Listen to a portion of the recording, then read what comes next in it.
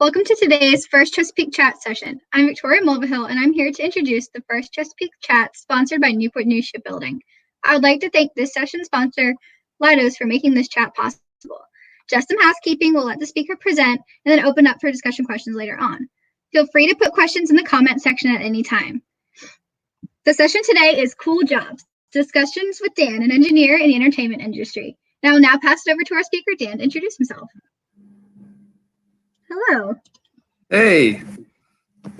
So my name is Dan Richardson, and I work for the Walt Disney Company. I'm a team leader for a group called Modeling, Simulation, and Training Tools. And I get to play with robots and animatronics and simulation tools as my job. What does that look like for somebody who really doesn't understand what that means? Yeah, so I imagine it could look like a lot of things. What I like to tell people, if you imagine Walt Disney playing in his backyard, in his garage, making all the tiki birds and all that stuff, it looks something like that. But nowadays we use a lot more computers. In our role in our group, we use advanced simulation and modeling tools to help build the next generation of animatronic and robotic systems.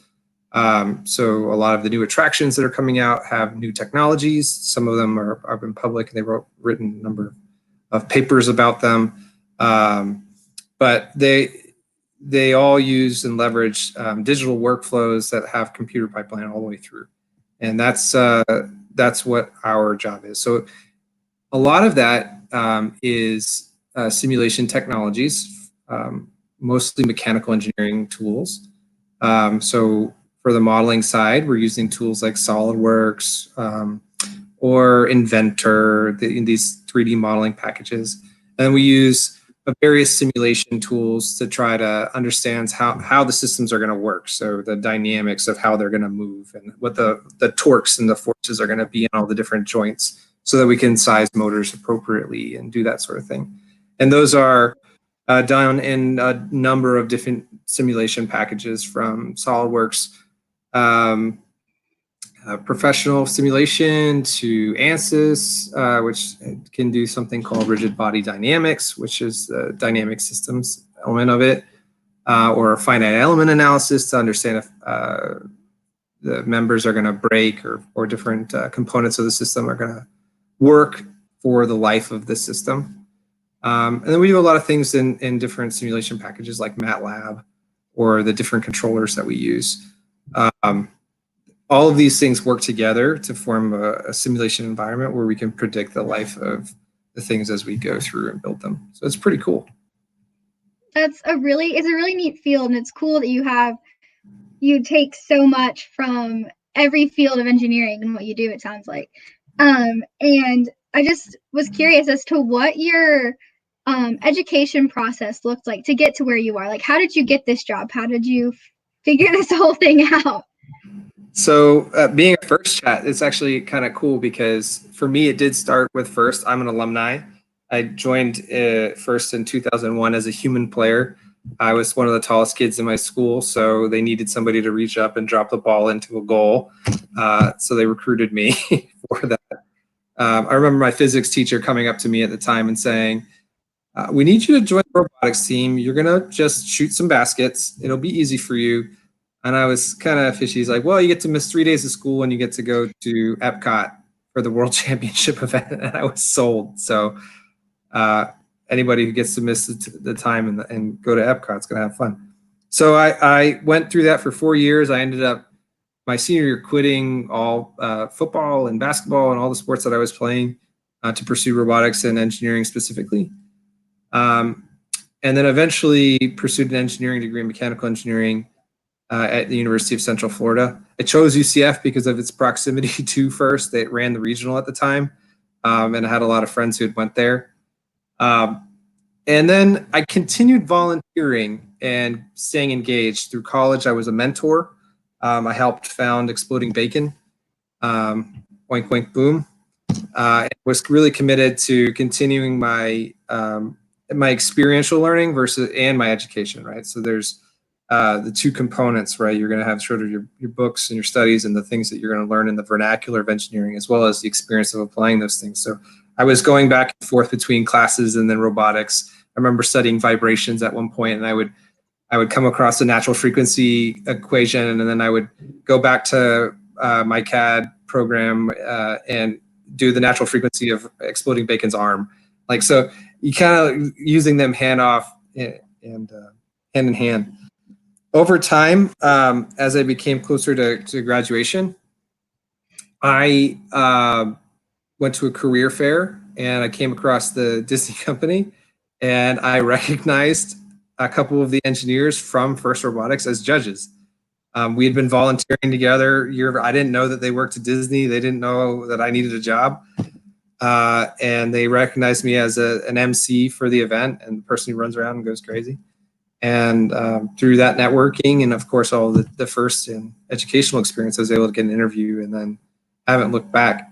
Never thought that I'd be able to work for Disney. I think it's a cool experience, but first helped me get there. So that's really neat.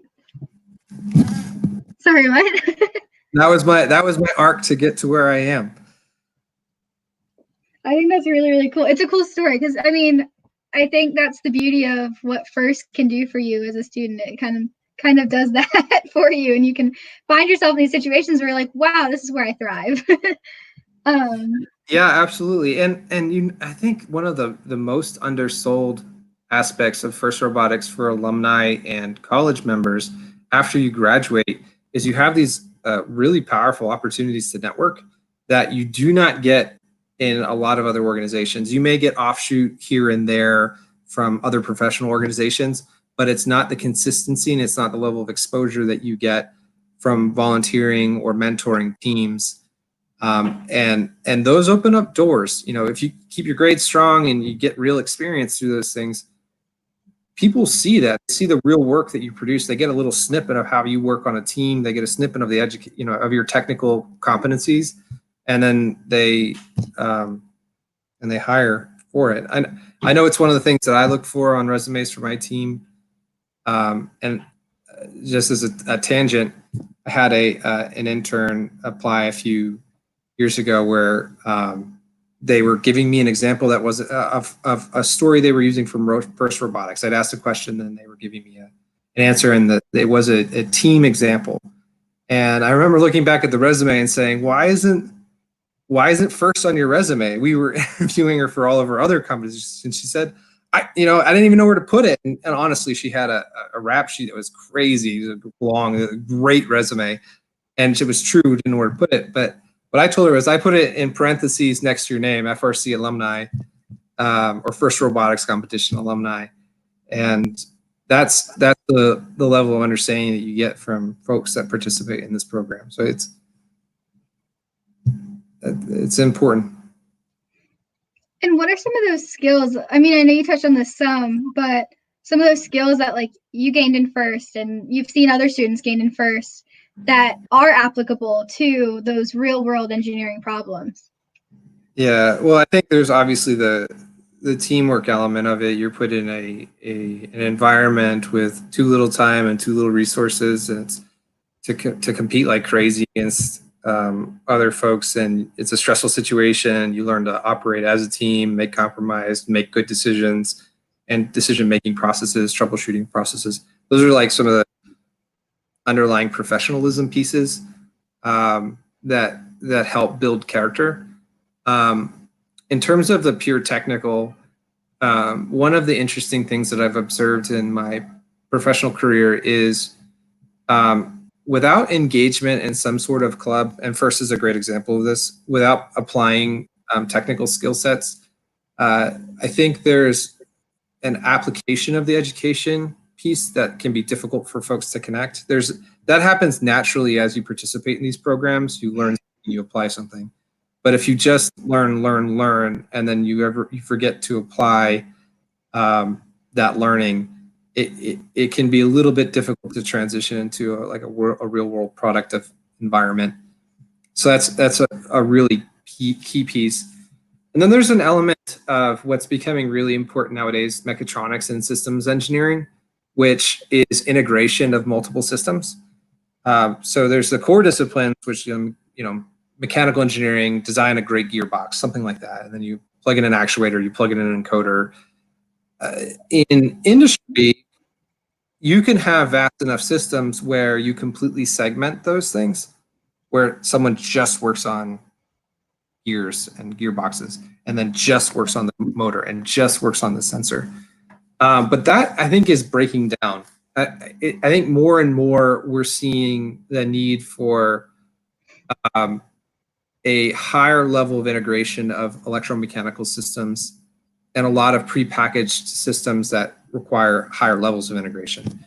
And first teaches you some of the base components of what systems integration looks like and what the different types of, like, you learn how to put this microcontroller somewhere. I've got to put this motor controller and how that generally works, and what CAN is, and what a brushless servo motor is.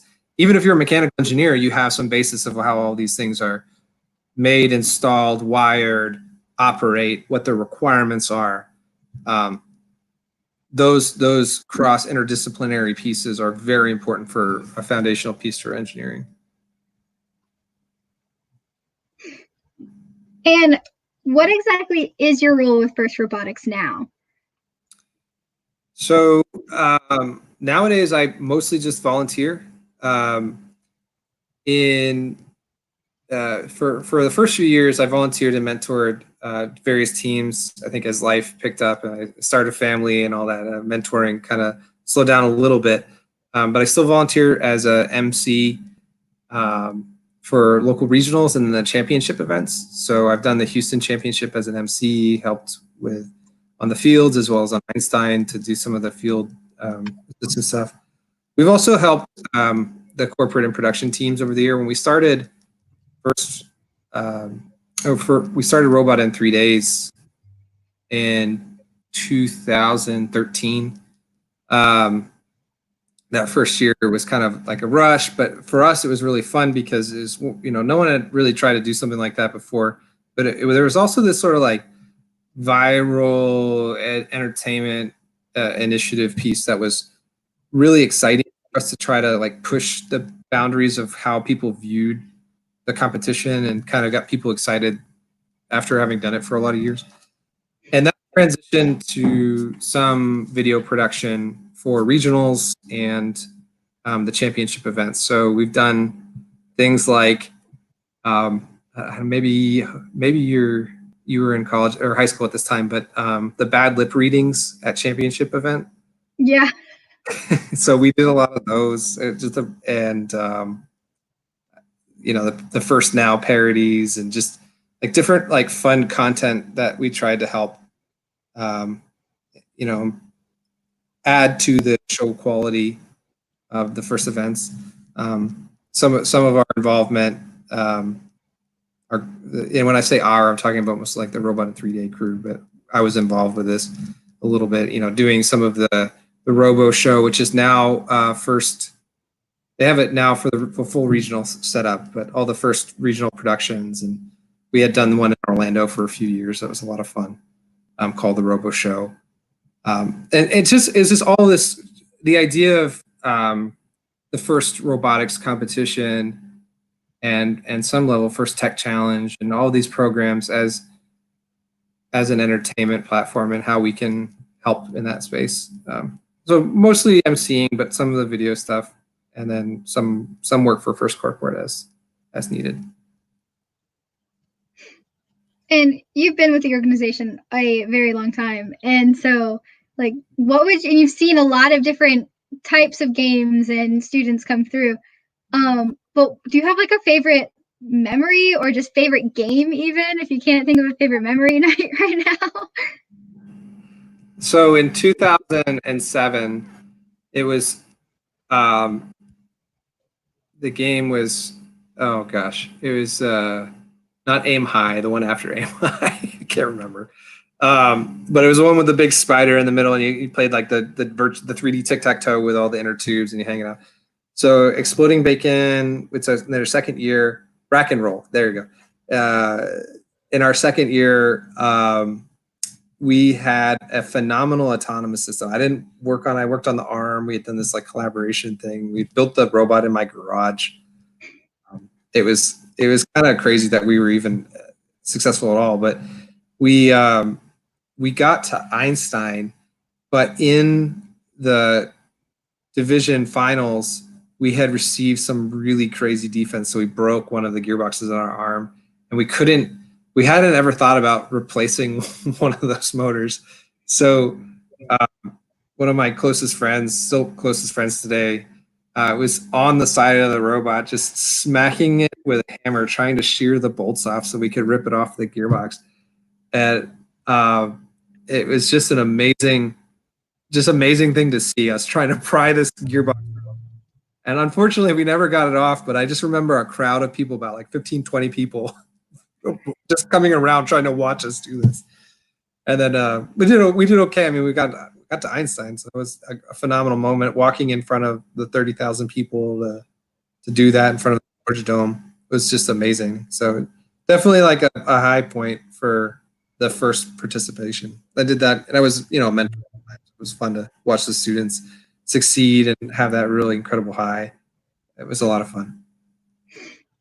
So there are obviously challenges and struggles that happen all the time in FIRST Robotics. I mean, that's how we learn. But with Robot in 3 days, what would you say was one of the biggest struggles that you had to overcome with that? There's Robot in 3 days has been a fun one. The very first year was difficult for a lot of reasons. No one had done anything like it before, so like trying to convince people that we were gonna, try to get sponsors and get equipment we needed, and all of that was really crazy. And then when we got into it, we realized we were very underprepared for all the stuff. But what was crazy was the hardest thing about it was actually producing all the videos. We had no idea how, and when we mentor new robot in 3 day teams that are spawning up, we had no idea how much time it would take to shoot and edit those. We thought it would just be like a half an hour, and that person would come back over and they'd work on the robot again. And we ended up, basically dedicating 2 or 3 people just to produce the videos to, quality point that we felt like we could put out there. And that has remained one of the hardest things. Some of the years we've done a good job. I don't even know if anymore our core group or R3D 1.0 would even produce the best robots anymore. There's been some really phenomenal ones over the years. Some years have been better than others. We don't always have the best ideas right away because we're trying to, do it so fast. I think the last one we built in 24 hours. So it wasn't even Robot in 3 days. It's Robot in 1 day. We had our video produced by Sunday night. But I think that has been the video production, and then maybe staying innovative in the first robotics cycle. It's so easy to draw on things that have worked in the past and then forget that there's this sort of prototyping and experimenting phase that's really important to be as competitive as possible. And I think you see a lot of the really great teams in FIRST do this year in and year out, where they're able to optimize the systems completely, right, and have really phenomenal performance out of these machines. And there's some of that aspect that's missed when you're trying to do it in 72 hours. You're just trying to do what you know will work, and in some sense help level the playing field, give folks some ideas on things that we've seen before or done before, or something that might work. But there's that optimization part that really makes the top 10% or 5% of robots out there that we can't do. That's probably the most challenging thing. Also, one small tangent again too is the concept of making sure that people are using the ideas for inspiration, not necessarily for copying. So that's been a struggle over the years, that we have to make sure that we sort of put it out there for marketing. use the ideas, reverse engineer them, do what you need to do, but improve them. That's always tough too. Yeah, I think it's important to reflect on that, that prototyping phase, because I think that's something that like sometimes gets forgotten because you do know that something will work, but will it work the best is kind of the question overall for all teams, especially those that have more experience and more years underneath their belt, because they can look back and go, this is what worked, 3 years ago. Yeah, absolutely. And I think there are a lot of teams that have that. There are a lot of teams that don't. And that resource is for teams that do not more than the ones that do. And that's why I still think it's an important resource to the community. But there's so many concepts now that 20 plus teams this year, I think, produced that, there's a ubiquity of ideas that have been tried. So the title of this talk was talking about the cool jobs, and you've hit on that for sure. But what would you say is the coolest thing that you have worked on with Disney that you can share with us, and why?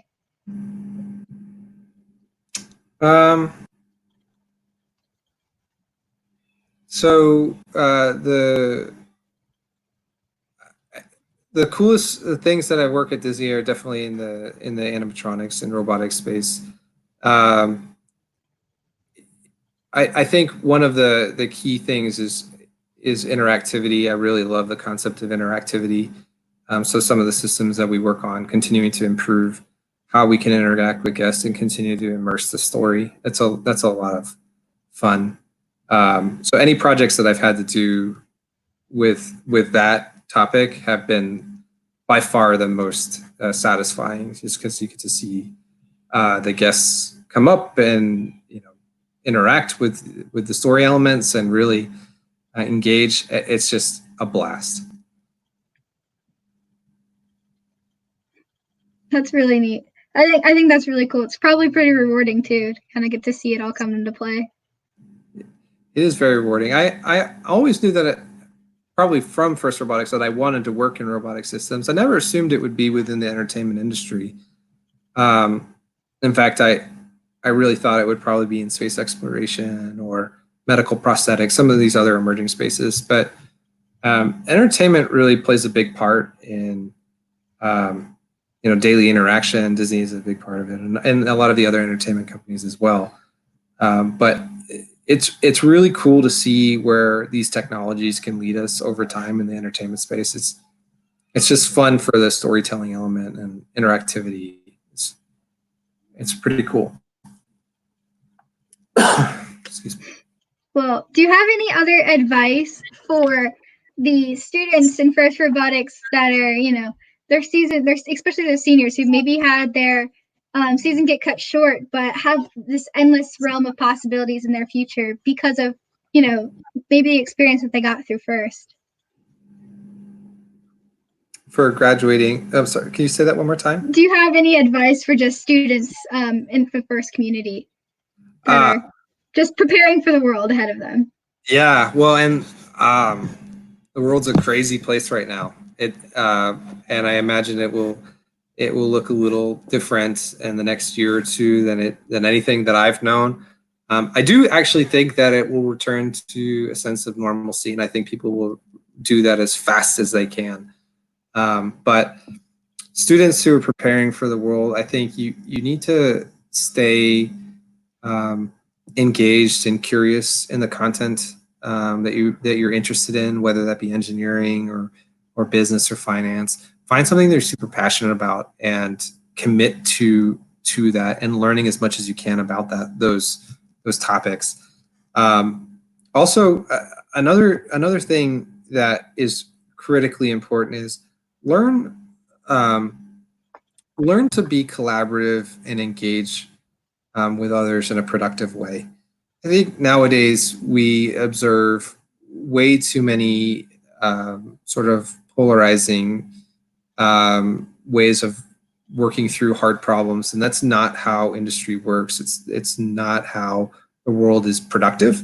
So learning to find and listen to others and work through hard problems in a way that doesn't necessarily treat as a personal affair, right? You can be productive, and everybody can have great ideas, and we can compromise and figure out what those good ideas are together, especially in the workplace. That is absolutely critical to being productive. And the more that you're able to find those things and come up with great decisions and work as a team, the more productive you're going to be in your career, no matter what industry you end up in. I think a lot of that starts with listening and active listening. We all have great ideas. Every engineer thinks their idea is the best. If you listen, you may find out that there's a better one out there.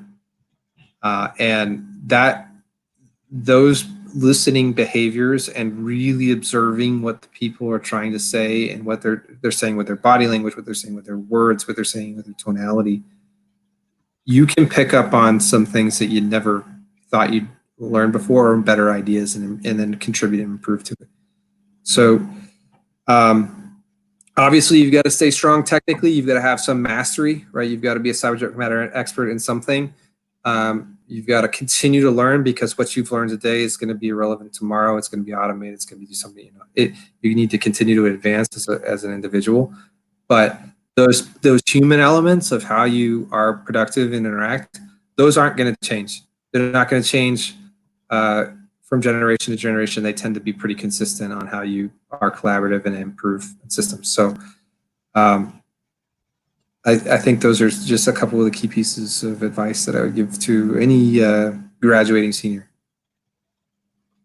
Well, thank you so much. I think that's important for these students and just any student in general to really remember and keep in mind. And just thank you for all that you said today and all that you shared. It was really cool to talk to you. And yeah, I really enjoyed it. So thank you, Dan, for all of your insight and advice today. Yeah, thank you for having me. This was a lot of fun. That's good. And I would also like to thank our sponsor for today's session, Leidos. We have a short video for you to watch, so stick around and have a great rest of your day.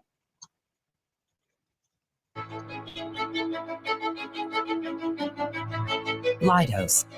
One part inspiration, one part science, one part legacy, and one part opportunity. We live in a complex, uncertain world, a world that demands breakthroughs today, like safe and reliable transportation, a robust infrastructure, better health solutions, a safer cyberspace, and an efficient military. Leidos, ready to support your next breakthrough.